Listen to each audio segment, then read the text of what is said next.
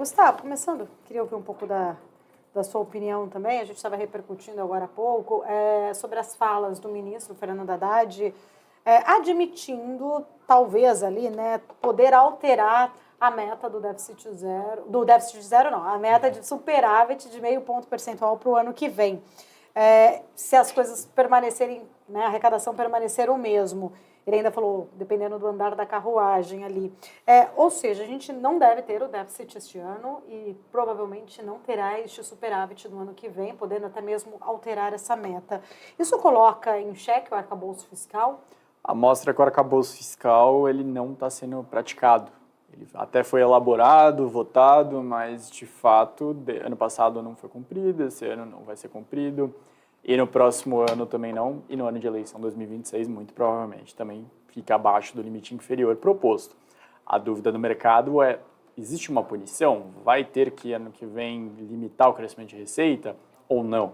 Ou vão fazer algum dispositivo para ser votado no Congresso e que passe tudo em paralelo?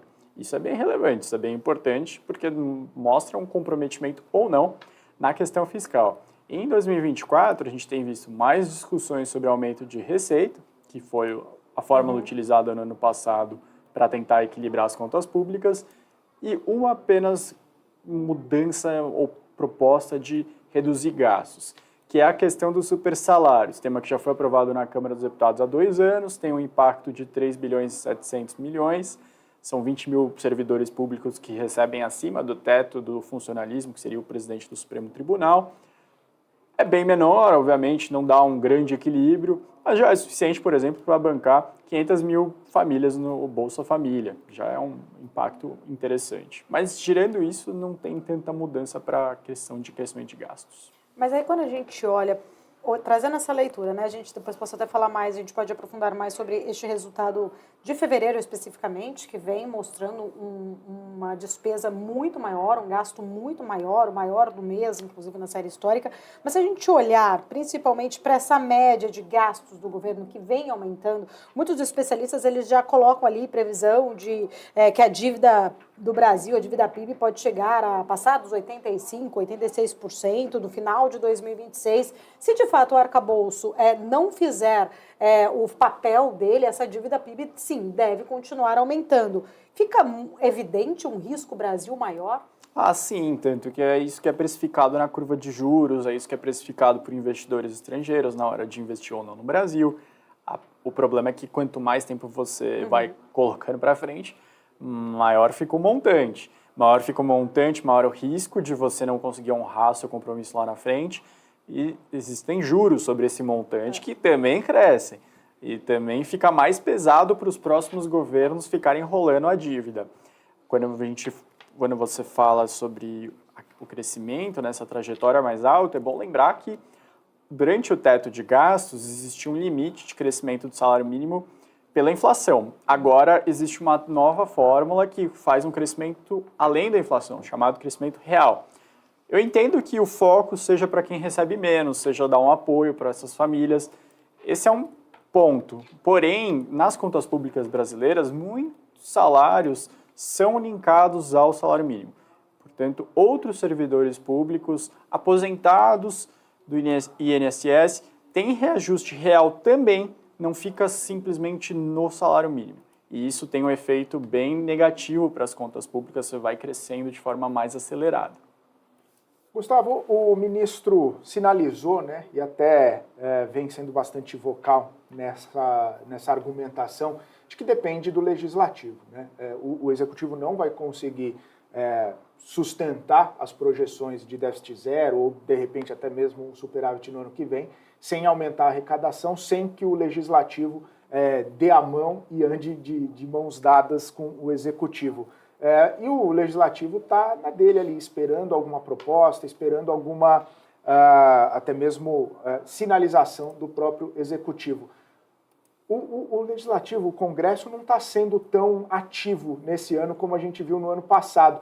Você imagina que, de repente, pode ter algum racha nessa relação e isso impactando justamente nesse cenário que você está bem comentando aqui, de que talvez a gente tenha alguma movimentação diferente do projetado e até mesmo exacerbando um pouco essa percepção do risco?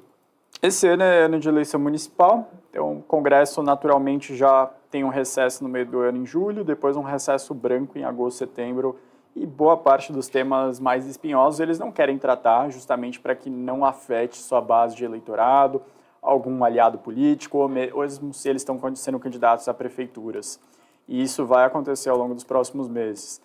O Legislativo, o Congresso, eles têm insistido na questão da reforma administrativa, que é uma bandeira bem distante da atual gestão do presidente Lula. O presidente Lula, em um outro momento, algum ministro até chega a mencionar sobre a reforma administrativa como um ponto mais diferente do que tem sido debatido. Muito provavelmente não vai abraçar essa causa como fez com a reforma tributária. E isso seria talvez um dos maiores impactos que poderiam ter nas contas públicas em termos de alívio. Você avançar com aquela proposta que transitou no Congresso nos últimos anos, de deixar mais escalonado. Hoje em dia existe um problema que o servidor público, ele entra no serviço público, ele já chega ao topo do salário da carreira em pouco tempo. A ideia era que isso fosse mais escalonado. Outra questão é sobre a possibilidade de outras formas de contrato para o serviço público, ficar mais flexível, não ser tão rígido assim, e essa rigidez é igual a salários mais altos, a peso maior ainda no orçamento do governo, como a gente vê todo ano, uma das maiores despesas é com o funcionalismo.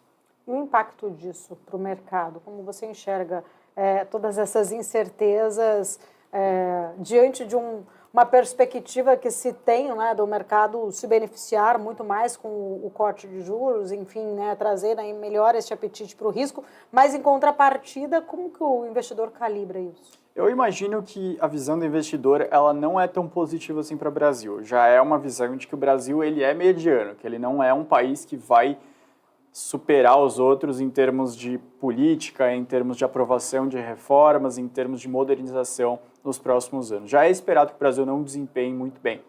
Dito isso, a reforma tributária foi acima da expectativa nos últimos anos. Não se acreditava que esse governo buscaria aprovar a reforma tributária. O resto é meio que não piorar já é o esperado. Então, não ter uma surpresa muito negativa em estatais, como a gente viu uma reação do presidente Lula às pesquisas. Ele se sentiu pressionado, acuado, ele foi cobrar seus ministros. Como ele sabe que ele não tem maioria no Congresso, ele cobra onde ele pode, que é nas estatais ou em empresas que o governo tenha muito peso no Conselho. Isso deve se acentuar, se agravar nos próximos meses. A gente já está vendo uma defasagem no preço da gasolina há muito tempo na Petrobras. Ele vai tentar buscar mais investimentos, forçar bancos públicos a ampliar a rede de crédito público. Esse tipo de movimentação deve acontecer. Então, não piorar tanto assim quanto aconteceu na última gestão da Dilma é talvez a dúvida do mercado. Será que vai chegar naquele ponto novamente ou não? Ou se dessa vez a governança vai segurar?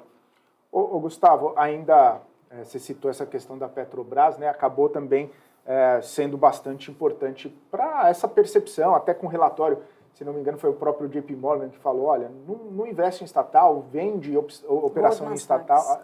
Goldman Sachs, falou de vender ações de estatais e preferir pares privados, talvez não pela estatal ou por ser estatal, mas porque os múltiplos já chegaram, essa foi a argumentação.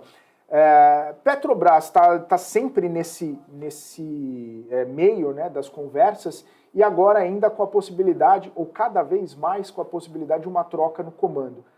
Quão ruim seja para a própria Petrobras ou até mesmo para o próprio cenário das estatais brasileiras, depois de toda essa situação envolvendo o governo, poderia ser uma saída de Jean Paul Prats, já que a gente está ouvindo alguns nomes aí sendo ventilados que não sei se o mercado aprovaria.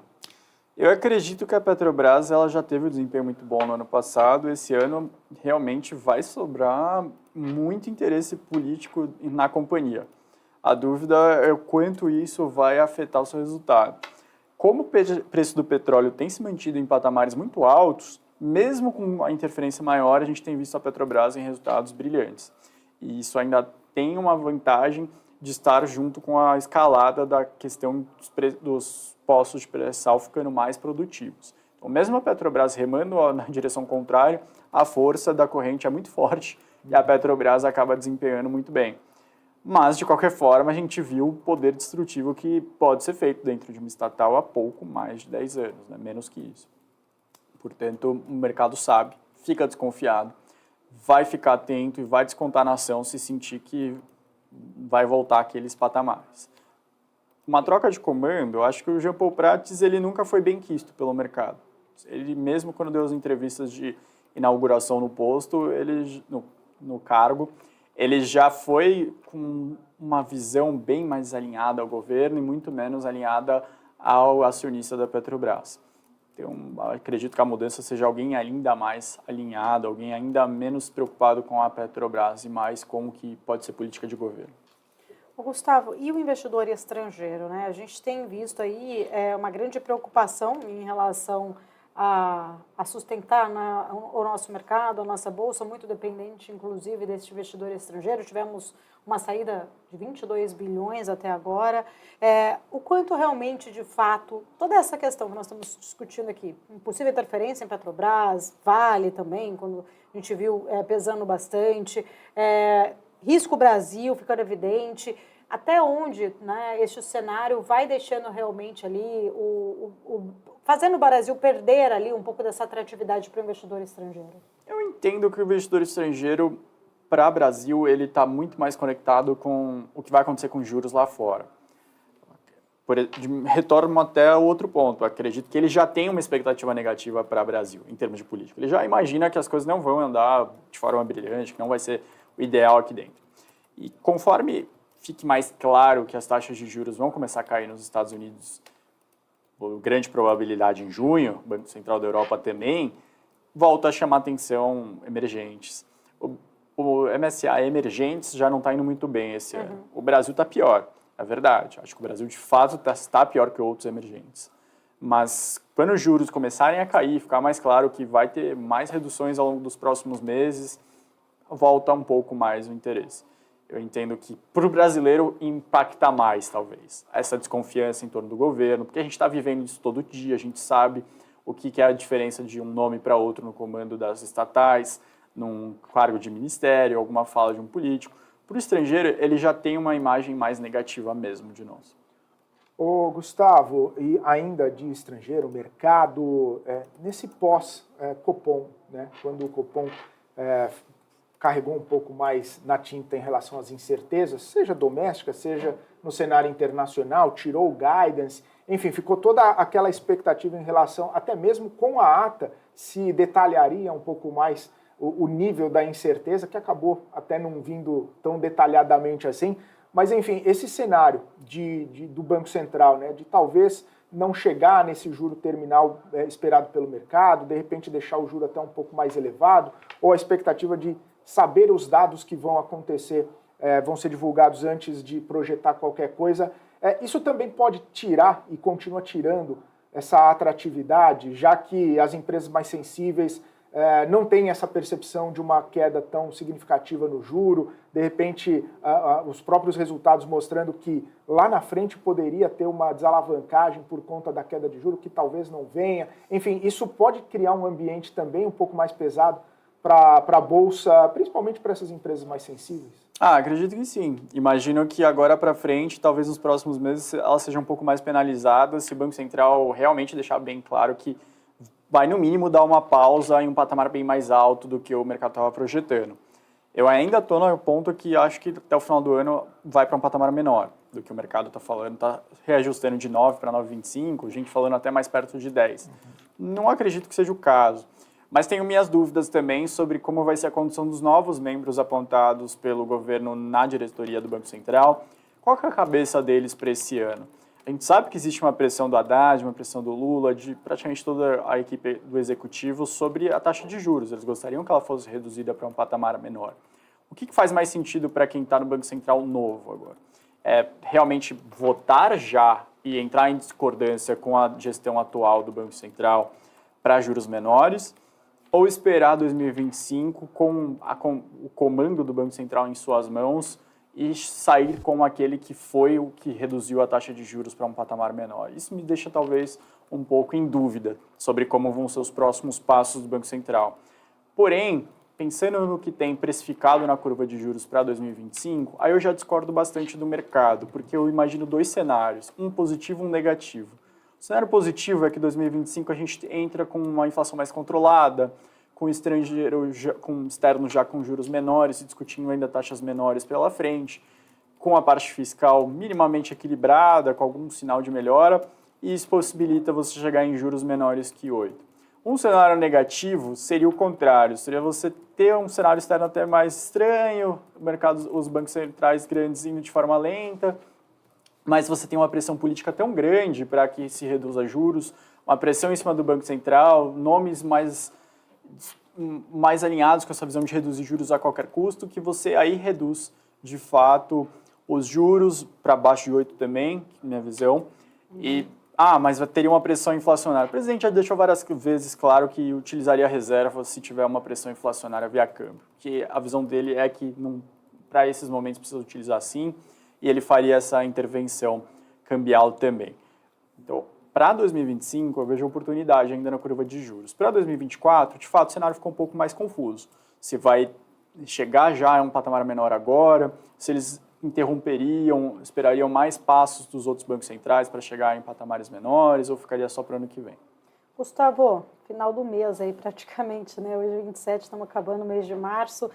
Queria entender um pouquinho, né, se essas projeções do mês de março se realizaram, o que esperar agora para abril, se esse cenário de Copom e Fed mudou aí alguma perspectiva? Ótimo. Olha, de baixo para cima, pensando primeiro em classes de ativos, acredito que foi ainda certo você ver a maior parte das recomendações de estratégia com peso grande em renda fixa, porque renda fixa ainda tem rendido muito, a gente tem visto, e muitas opções que a gente recomendou de renda fixa fecharam bastante com as mudanças na legislação. As leis fizeram com que houvesse uma demanda muito grande para ativos de renda fixa, para CRI, para CRA, para debenture e pouca oferta no mercado. Isso fez com que, se você já tivesse uma no seu bolso, você praticamente viu uma valorização desse papel. Para os próximos meses ainda isso vai ser verdade. A gente ainda vai ter, pelo visto, uma Selic terminal em patamares muito altos. Então, boa parte da sua parcela de investimentos ainda precisa estar lá. Agora, para a renda variável, ainda quem fez um stock picking conseguiu se beneficiar, muito provavelmente quem não tinha estatais na carteira vai ter um alfa contra o Ibovespa muito grande. E claro que março foi um mês de balanços do quarto trimestre, do ano como um todo de 2023, e esses balanços realmente concretizaram em ganhos incríveis em termos de ações. Então você teve, por exemplo, a Embraer, que vinha sendo dita como uma empresa que iria se desempenhar muito bem no ano passado, no quarto trimestre, ia ter um guidance melhor para 2024 e a empresa sobe mais de 30% só em março.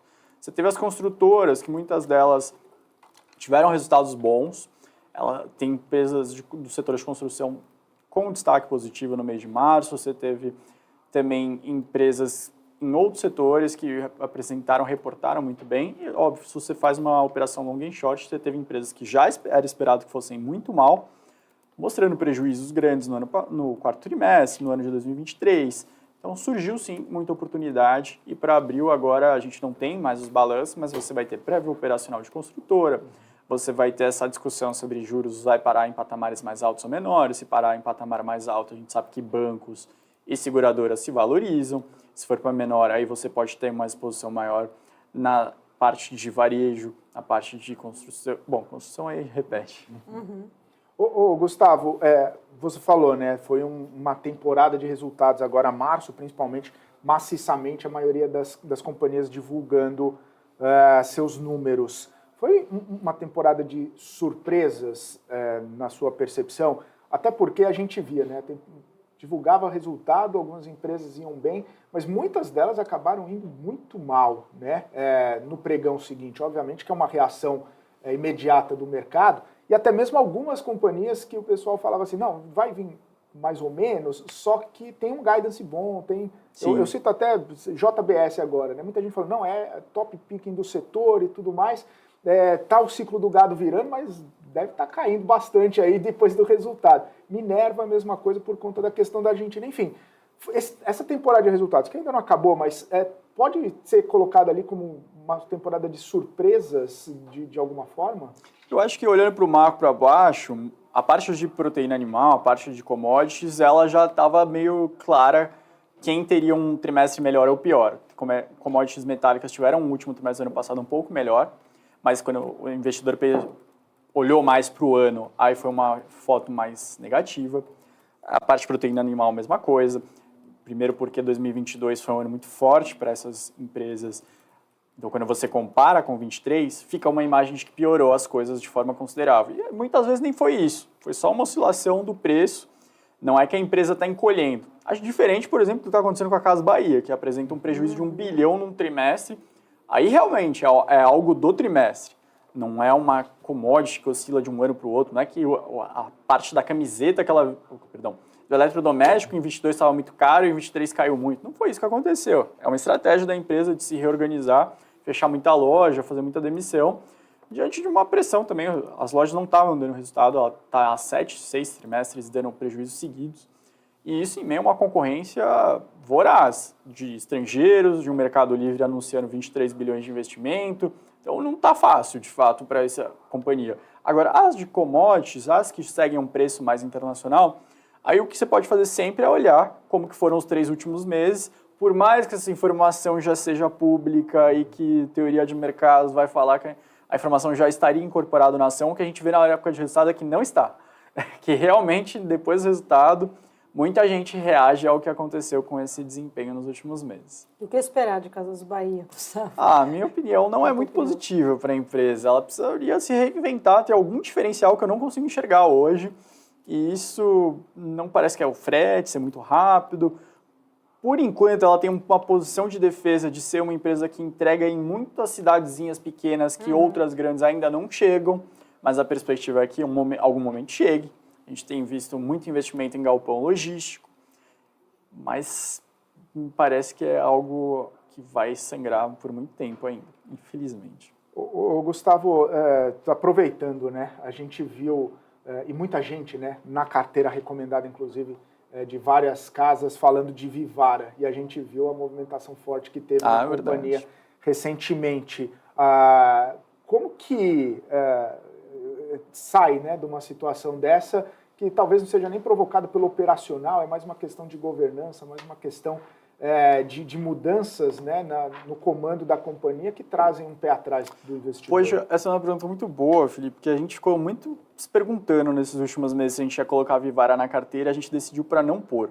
Primeiro porque a gente começou a ver uma euforia em cima da ação. A gente começou a ver que todo mundo estava recomendando a ação, falando que era top pick, ela tem um resultado brilhante. Então isso, por si só, já puxa as expectativas para cima do resultado. A empresa, além de ir bem, ela precisa ir muito bem, porque está todo mundo tão otimista que a companhia começa a ficar muito pressionada pelos investidores. Eu acho que isso talvez explique essa queda muito forte do trimestre, que ela não entregou tanto assim. Teve a mudança de comando que não agradou, aí é mais particular em termos de gestão, mas eu não acho que a empresa está numa trajetória negativa. A visão para médio prazo ainda é muito boa, ela tem a questão da Life, a marca mais acessível, que tem uma perspectiva de crescer muito bem, mas eu entendo que a pergunta é boa justamente para quando você escutar muito de uma ação, talvez ficar bem se questionando se essa daí já não está no preço, se você já não chegou atrasado, que não tem problema, tem muita ação listada. É isso que é interessante, porque analisando algumas carteiras recomendadas, né, Vale, Vivara, e aí você fala, pô, Vale, né, já está num low do low ali, né? Vale eu até entendo porque é a questão do peso na bolsa. Sim. Então, Vale, Itaú, Petrobras, é muito difícil não ter uma dessas nas recomendações para não descorrelacionar muito. Agora, a Vivara já não é o caso. Vivara já era algo que muita gente estava falando. Estava muito na boca dos analistas. E eu ainda acho que pode reverter, pode ter uma correção forte que faça muito gestor ficar interessado de novo, porque o case é bom para o médio prazo, para o longo prazo. Mas tem que ficar atento em época de resultado, quando está todo mundo muito otimista. Ô, Gustavo, eu estou até olhando aqui, a Arezzo e o Grupo Soma, né, estão entre as maiores altas após essa decisão do CAD de aprovar aí sem restrição, antes até mesmo do esperado, a junção aí dos negócios entre a Arezzo e o Grupo Soma, impactando bastante até agora os dois ativos ali. Eu queria entender um pouquinho da sua visão, como que você avalia, né, o potencial impacto dessa fusão ali no médio e longo prazo, principalmente aí para as ações, né, o valor de ações das ambas as empresas? Ah, perfeito. Olha, acho que no primeiro momento a gente vai ver alguma sinergia positiva com troca entre as próprias marcas, né? São 30 ou 34 marcas no grupo. Você vai ter, já foi dito, né? Vai ter mescla de farm com reserva, com Arezzo, calçado utilizando marca de uma, marca da outra. Isso vai acontecer, isso vai ser visto e o consumidor vai perceber isso de forma rápida. A utilização das lojas para vender não só a marca principal da loja, mas outras do grupo. Isso é positivo. Uma dúvida é que tem algumas marcas que parecem que são competidoras entre si, como que eles vão lidar com isso. Se eles vão fazer como fizeram com a Fiverr, por exemplo, no grupo Arezzo, que eles, depois de um tempo, incorporaram dentro da reserva, meio não deixando tão claro, né? Aparece o mesmo tênis, só que com o pica-pau, e depois eles descontinuam a marca da Fiverr. Então, isso não está tão claro para mim ainda, essa é uma dúvida. Em termos de despesa administrativa, é bem benéfico para eles, mas também acho que a questão que existia antes em termos da Arezzo, da própria Soma, era o limite em termos de crescimento. Ah, mas tem tanto espaço assim para crescer no Brasil? Falta muito mais loja para preencher as geografias do Brasil? Talvez precise que cresça mais o número de shoppings, vai precisar de outra parte da indústria crescendo junto, ou olhar um pouco mais para fora. Eles estão realmente fazendo isso. Tem olhado para a Europa, para os Estados Unidos. Talvez essa vertente tenha que ser mais explorada por analistas mais para frente. Maravilha. Mais alguma dúvida? Só para amarrar, já que tocou nesse assunto da Arezzo, da Soma, sobre esse setor específico de vestuário, né? Que a gente fala do varejo, muita gente afasta, né? E separa esse setor do vestuário, que tem empresas até indo bem, que tiveram altas expressivas, em detrimento de outros segmentos do varejo que acabam indo mal. Você tem essa percepção de que talvez esse segmento específico do varejo possa acabar sendo um vencedor nesse ano também, como acabou sendo no ano passado, com todas as discussões, né, de Shein, de remessa conforme e tudo mais, mas dados os ajustes, esse setor pode ser um vencedor interessante aí ao longo desse ano, também capturando esse movimento mais macro? Eu acho que sim, eu acho que tem uma visão boa para frente. Eles parecem que vão recuperar a vontade do consumidor de ir atrás de bens, né, aquela vontade explosiva de ir atrás de serviços, de shows, casamento que tinha para fazer, isso parece que já foi meio que reequilibrado. Até um outro setor, para não ficar só no varejo, que sempre a gente fala bastante dessa questão da volta, né, do reequilíbrio, um outro que parece que vai se destacar também é a questão de reformas, né, uma Unicasa da vida listada na Bolsa, talvez seja algo para a gente voltar a olhar com mais carinho, porque nos últimos anos a gente teve no auge da pandemia, muita gente reformando, muita gente construindo, e isso cessou, parou bastante, as pessoas teve aquela explosão de custos da construção. No ano passado já normalizou, acho que esse ano pode ser que tenha uma volta também considerável. Gustavo, sexta-feira, feriado, Sim. temos PCI, por sinal, também, né? Um indicador importante, principalmente o analisado ali, a lupa, né, vamos dizer assim, pelo Federal Reserve. Queria entender, já aproveitando que as suas considerações finais, entender um pouquinho também da sua expectativa em relação ao PCI na sexta. Muita gente tende a ficar ali preocupado dependendo do dado na sexta, de repente aí não ficar comprado, né, em bolsa nesse feriado. Queria entender um pouquinho da tua leitura disso. Essa leitura em termos de investimentos, ela ainda mostra que vai ter uma tendência de valorização do dólar contra a maior parte das moedas, até o Banco Central americano deixar muito claro que começou e que a discussão seja, vai ter 4 ou 3 cortes esse ano, vai para 4% ano que vem ou para 3,5% ano que vem. Quando a discussão mudar para isso, quando já dá a largada, talvez o dólar comece a perder força, mas por enquanto é difícil apostar contra o dólar.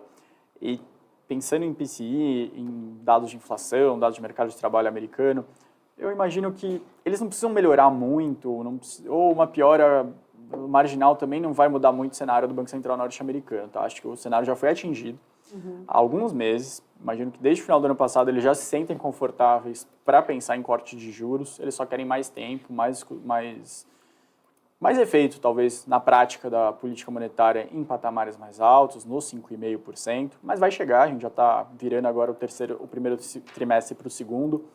Acredito que no final do segundo já chega esse momento de começar a cortar juros por lá. E aí, o segundo semestre talvez seja um cenário de inversão. Talvez a gente consiga ver as moedas se valorizando frente ao dólar.